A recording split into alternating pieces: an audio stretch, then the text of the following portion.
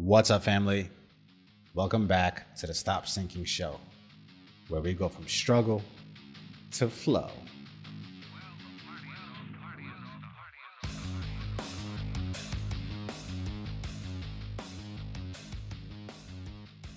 Would you believe me if I told you that in the depths of your helplessness, you are being most helped? That at the peak of your hopelessness, hope is under gestation. That at the lowest points, you are being rooted deeper and storing potential energy for eventual ascension. That at the times you are most in misery, you are also deepening your capacity for joy. I think it was Khalil Gibran who said, the deeper that sorrow carves into your being, the more joy you can contain. Quite literally, the space and place that sorrow carves out into you is the very space that joy can then occupy. All of the suffering is grace. You almost can't have the grace without the suffering. Of course, this is what I tell myself and what I need to hear most, but also what is most difficult to hear, sometimes even ineffective. But when I can connect with my higher self to flow through me, when the little self doesn't get in the way, it is this that I am reminded of. But who wants to believe this in the midst of suffering? Who can find it within themselves to be brave enough to weather the suffering by having a knowing that it is holding hands with grace? It's hard because the suffering is real and the grace yet to be seen. And to trust anything unseen, I guess, is faith. But faith isn't the only thing you have to rely on. There's probably at least a few examples in your life where something bad led you to something good. You can ask your memory to support the faith required in the next suffering.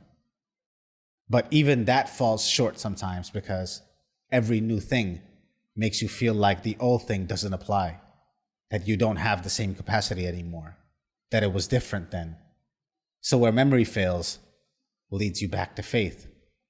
But over time, it becomes a trust because you have seen so many of stories play out so many times.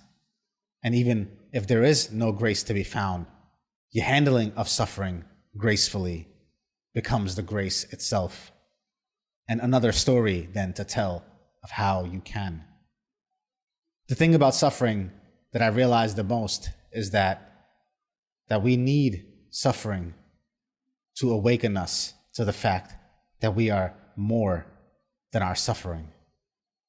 It's ironic in that way. Sometimes in the deepest misery, where you are stripped away from everything, that you rediscover and learn the value of one thing.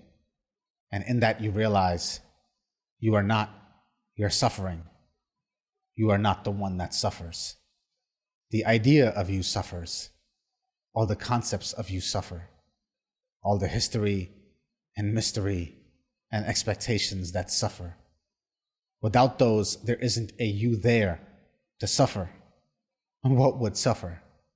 Stripped away from that which suffers, there's only grace. Rumi said, suffering is a gift, in it, a hidden mercy, because it breaks your attachments to all that you deemed holy, all the things your ego identified with and called its own. It is in the shattering of your shallow self-image that makes space for authentic joy. Joy and sorrow that way are inseparable. Your joy is sorrow unmasked, set free so that you can reveal your being fully. As it is said, fire tests gold, misfortune, brave men. Suffering tests brave men. What hurts you finds a way to bless you. Your suffering demands purpose, turning the pain into a pathway. In that, there is only grace.